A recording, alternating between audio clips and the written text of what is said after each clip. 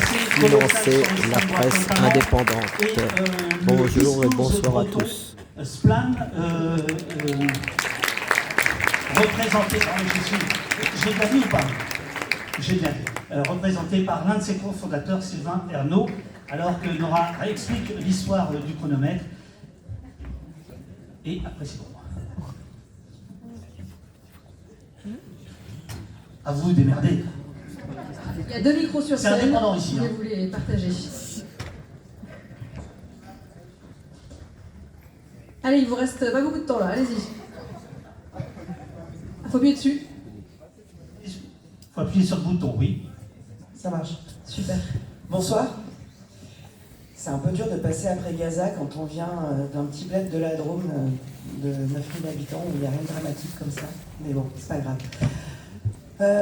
Donc nous, on est le Crétois, dans la Drôme. C'est en plein milieu du département de la Drôme. Pour ceux qui ne savent pas où c'est en face de l'Ardèche. C'est un journal qui a été créé en 1900, donc il y a 123 ans, qui a toujours été indépendant. Mais en 1900, il a été indépendant parce que Joseph Brière voulait dire son mécontentement quant à l'affaire Dreyfus, donc il était anti-Dreyfusard, et il était évidemment contre la séparation de l'Église et de l'État. Donc il a créé ce journal qu'on pourrait qualifier d'extrême droite aujourd'hui. Et puis, 123 ans plus tard, après 5 générations de père en fils et de père en fille, ce journal a périclité pour, comme on le sait, le prix du papier. Il y avait une imprimerie. Depuis 1903, le journal était imprimé à la maison. On connaît l'histoire de la guerre en Ukraine, l'augmentation des énergies, le numérique, parce que donc nous sommes en papier. Et c'est arrivé que le journal allait mourir. Moi, je suis arrivée en juillet 2022 au Crétois. Je suis une fille de la vallée, j'ai quasiment appris à lire dans ce journal. Et quand je suis arrivée à la rédaction, j'ai vu que tout le monde était usé, les machines et les humains. Et en tant que fille de la vallée, c'était impossible d'imaginer ce journal disparaître. Et très rapidement, 15 jours, 3 semaines plus tard, j'ai proposé aux collègues qu'on rachète en scope. Ils avaient déjà un peu imaginé un rachat en scope. Et on s'est lancé, on a proposé à Jean-Baptiste Bourde, qui est donc l'héritier, la 5e génération, de racheter. Il a dit oui tout de suite.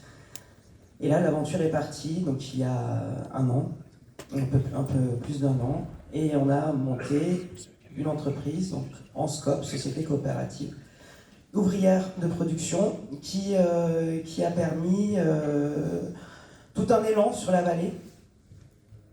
On a mis 1 an, on a été accompagné par l'URSCOP, l'Union régionale des scopes, et grâce à ce statut, on a pu lever 70 000 euros, 50 000 euros en titre participatif, c'est-à-dire c'est des prêts qu'on fait aux personnes physiques ou aux personnes morales, qu'on rémunère à 3% par an, c'est un peu plus que le livret A. C'est de l'argent qui est considéré comme du quasi-fonds propre par la Banque de France, donc on doit rembourser au bout de 7 ans, mais on n'est pas obligé. C'est plutôt pas mal. Donc là, on a levé 50 000 euros comme ça, et on a eu 20 000 euros de dons, tout ça en 2 mois et demi à peu près. Ce qui nous a permis d'arriver devant le tribunal, parce qu'on a racheté à la barre du tribunal, avec une plus-value qui était la force de nos lecteurs et de nos lectrices, et avec de l'argent, en plus des financements privés, évidemment, pris à la banque et autres. Voilà, cette aventure, elle fait juste commencer, évidemment. Je pense que le plus difficile, ça n'a pas été de racheter, finalement, même si pendant 1 an, on a sorti un journal hebdomadaire, donc toutes les semaines en montant une entreprise. C'était pas simple, on était un petit peu fatigués au mois de juin. Mais ça montre en fait qu'on peut encore aujourd'hui être assez fou pour acheter un journal papier. Ce que je dis très souvent aussi, c'est que humblement, par ces outils, on peut faire vraiment concurrence à Bolloré. Parce que ce sont ces petites forces comme ça qui, mises bout à bout, et ça devient une grande force. On sait qu'en scope, notre journal, l'outil de production, appartiendra toujours à ses salariés, parce qu'on sera toujours majoritaire. On est 4 associés, plus un associé extérieur qui est le FPL. et ce qui fait et qui sera toujours minoritaire, l'associé extérieur, ce qui fait que nous, les journalistes, et la quatrième associée n'est pas journaliste, mais l'administratrice, Karine Kenny, ça sera toujours nous qui allons décider pour notre canard. Et ça, je pense que c'est fondamental dans l'indépendance de la presse, et j'espère que ce modèle pourra essaimer pour pouvoir continuer à s'exprimer librement et à écrire librement sans avoir des personnes qui voudraient nous bâillonner, comme ce qui est le cas de plus en plus. Voilà, je ne sais pas si... Merci.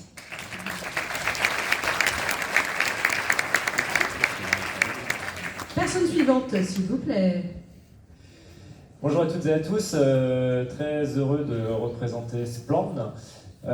Si vous aviez en tête si pour vous la Bretagne en termes de médias était associée à Bolloré justement, bien sûr détrompez-vous.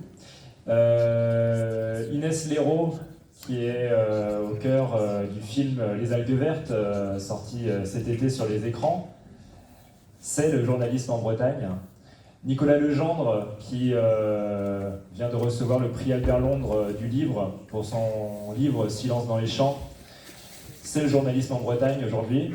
Morgane Large, qui est une journaliste de radio associative, RKB, qui est menacée, qui a vu sa voiture être à plusieurs reprises déboulonnée, les roues déboulonnées. C'est le journalisme en Bretagne est précaire aujourd'hui, et ces 3 journalistes sont membres de la belle équipe de Spland. Je suis très fier d'être l'un des cofondateurs aux côtés de cette belle équipe qui s'est fondée il y a 3 ans.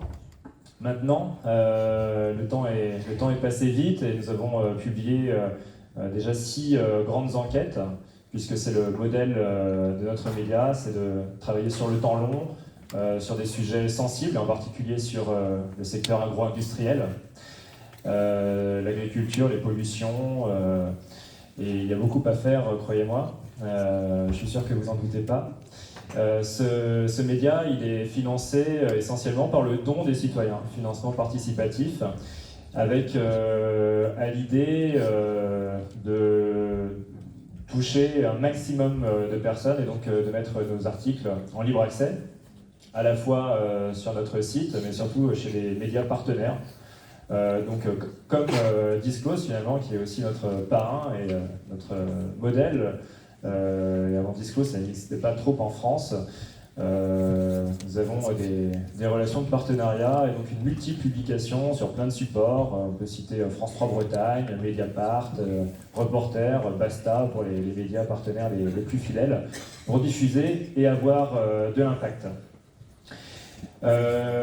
Si vous allez tout à l'heure entendre les propositions, les 16 propositions qui ont fait consensus parmi les organisations, les médias qui sont représentés ce soir. Si je devais retenir 2 propositions, insister sur elles, c'est le conditionnement des aides à la presse aux médias qui peuvent prouver leur indépendance, et aux médias qui sont composés de journalistes. Très important, évidemment. Et le deuxième point, c'est, on va dire, plusieurs propositions, mais qui concernent l'accès à l'information.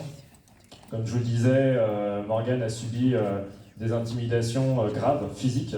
On peut dire qu'on a attenté à sa vie. Et on a aussi vu Inès Léraud être intimidée par le biais de procès bâillons. C'est-à-dire des procédures qui n'avaient pour but que de ralentir son travail, au final, les plaintes ayant été retirées au dernier moment d'ailleurs. Pour garantir cet accès à l'information, cette liberté d'informer et d'être informé correctement, il faut travailler sur ces sujets, protéger le secret des sources davantage qu'aujourd'hui, puisque on l'a vu avec Ariane Lavrieux pour Disclose, il y a des trous dans la raquette qu'il est important de réparer. Je vous remercie.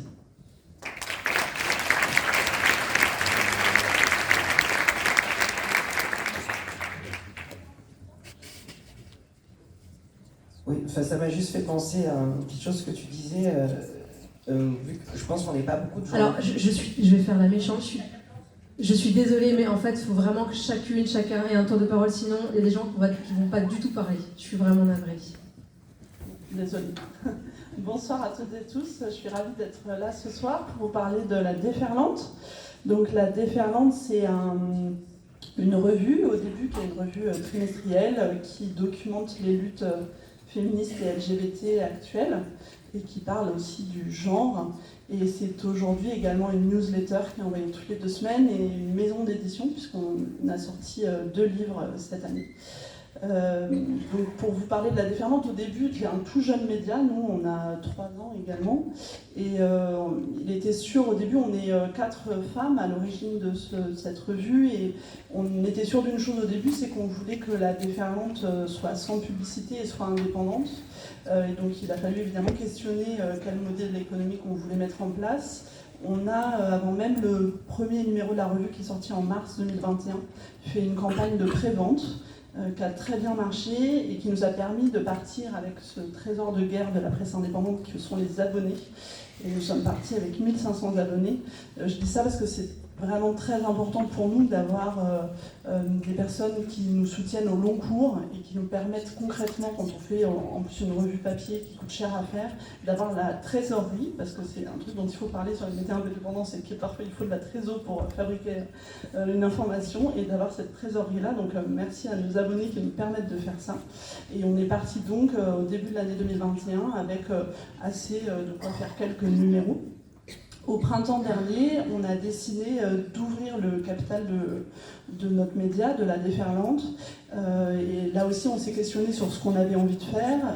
Déjà, on avait envie, nous, les 4 cofondatrices, de rester évidemment majoritaires dans le capital. Non pas parce qu'on veuille absolument garder ce capital-là, mais parce qu'on fabrique cette information et que c'est important que les personnes qui la fabriquent puissent aussi être majoritaires. Et puis parce qu'on est 4 femmes à l'avoir fondé, qu'on voulait être 4 femmes qui continuent à diriger ce média-là.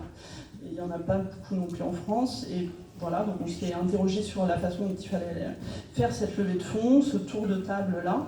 Et on est passé en fait par une levée de fonds participative et citoyenne via une plateforme qui s'appelle Vita et qui nous a permis, on vient tout juste là de terminer ça mi-novembre, là, mais de lever 400 000 € auprès de nos lectrices et de nos lecteurs, c'est-à-dire qu'à partir de 100 €, les gens pouvaient intégrer notre capital. Et donc voilà, on est très heureuse là qu'il y ait 750 lectrices et lecteurs qui rentrent dans le capital de la Déferlante. On va voir comment ça va se passer. C'est, je crois, un peu inédit dans le paysage médiatique français, donc on ne sait pas, on expérimente. En tout cas, nous, on est ravis de les intégrer et de pouvoir créer aussi des nouveaux liens avec elles et eux. Voilà, et on verra sur la suite comment ça se passe. Et je crois que j'ai fait le tour de ce que je voulais dire.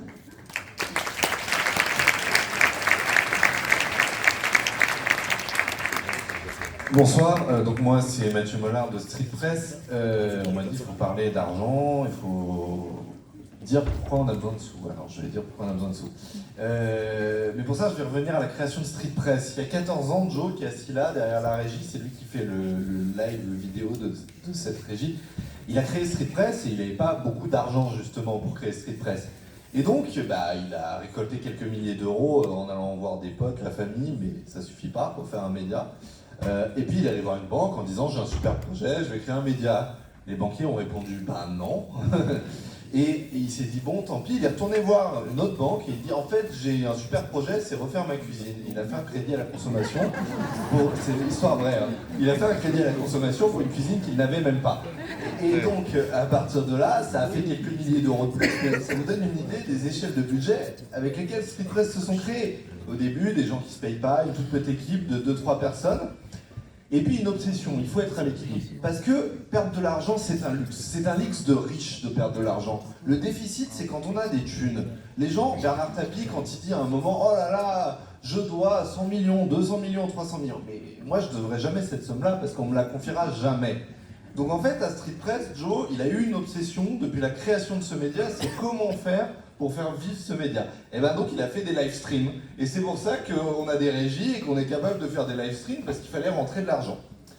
Et donc, pendant des années, on a fait du bricolage, on a trouvé des trucs, un peu de subventions par là, des prestations par ici, pour faire du journalisme et pour faire de l'info gratuite. Parce qu'on se disait, comment on peut parler des violences policières qui touchent beaucoup les quartiers populaires et que les gens des quartiers populaires ne puissent pas lire l'article parce qu'il est surpayé, il est payant. Et bien sûr, c'est important que l'information est payante. Je suis pas là en train de me mettre contre les gens qui sont sur abonnement, mais nous, on n'avait pas fait ce choix-là parce qu'on voulait faire un média très populaire au sens premier du terme.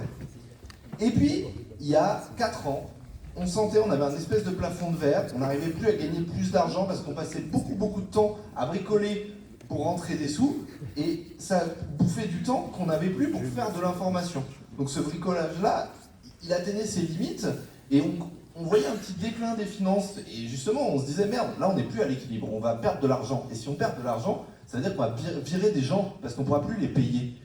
Et on s'est dit, on va faire des dons, parce qu'on ne veut pas passer en payant, c'est pas notre ADN, on va faire des dons. Et au début, on a demandé en s'excusant. On a dit oui, on est désolé, on a un peu besoin de thunes, aidez-nous, etc. Et puis au début, ça n'a pas marché. D'ailleurs, la première campagne a été un échec. Puis la deuxième, on s'est fait aider, on a fait une deuxième campagne qui a commencé à marcher. Et puis on s'est dit, en fait, on n'est plus un média gratuit, on est un média à prix libre. Ça veut dire qu'en fait, tout le monde peut nous lire, tout le monde peut accéder à l'information, mais cette information, elle a un coût. Et il y a 4 ans, les dons, c'était 0% de notre chiffre d'affaires, et aujourd'hui, c'est 1/3 de notre chiffre d'affaires. C'est 200 000 balles par an qui rentrent par les dons à Street Press, et Street Press, c'est 15 salariés. Et moi, je crois sincèrement que Street Press, demain, dans 2 ans, 3 ans, ce sera 1 million d'euros de chiffre d'affaires, et ce sera une équipe plus grande, et on va embaucher, on va grandir. Et ça permet d'être totalement indépendant, parce que les dons, on ne dépend pas d'une source de revenus, on dépend de centaines de personnes qui nous font des dons. Là, on a lancé une campagne il y a 1 mois et demi, et je crois, alors je n'ai pas regardé sur ces derniers jours, mais pendant les 3 ou 4 premières semaines, le plus gros don, c'était 300 balles. Donc ça veut dire qu'il y a des gens qui nous donnent 5 balles, 10 balles, 30 balles, et aujourd'hui, on en est à 80 000 euros de dons sur cette campagne. Alors, notre objectif, c'est 100 000. En disant, voyez, on a un projet, c'est monter une plateforme d'enquête sur l'extrême droite. Vous savez qu'on bosse là-dessus, ça fait 10 ans qu'on bosse là-dessus, on a fait plein d'enquêtes, et si vous nous lisez, vous savez qu'on est légitime sur ce sujet. Donc, vous savez qu'on va aller faire du bon travail. Et puis en plus, on a un projet concret qui est cette plateforme, et on ne vous dit pas qu'on va faire la plateforme plus tard. On la lance pendant la campagne. Regardez, allez voir, donnez-nous des infos, on commence les enquêtes dès maintenant. Mathieu, il y a un dessin pour toi derrière toi. Exactement. Mais je n'ai aucune honte à demander de l'argent. C'est-à-dire que toute la presse dit « Oh, personne ne s'excuse que le monde soit payant, soit sur abonnement, alors que ça coûte 5 balles par jour. » Et c'est très bien, j'ai pas de problème avec ça. Mais nous, demander de l'argent 2 fois par an, il faudrait qu'on s'excuse. Pas du tout. C'est les autres qui devraient s'excuser du fait que leur information, il faille payer pour accéder à un bien qui est d'intérêt général. Donc moi, je suis très content qu'on ait ce modèle-là, j'en suis absolument fier. Allez sur Street Press, regardez notre projet participatif, d'enquête participative sur l'extrême droite, et faites-nous des dons pour aider à faire chier les fachos. Merci. Merci beaucoup. Merci beaucoup. Merci à vous 4. Merci d'avoir respecté votre temps de parole. On a dû y mettre Entre patrons de presse, on vous remercie. Oui, mais il fallait qu'on rattrape du temps, parce que figurez-vous que nous avons la police sur le dos. Il faut qu'on rattrape du temps. J'ai ma plus belle chemise couleur police.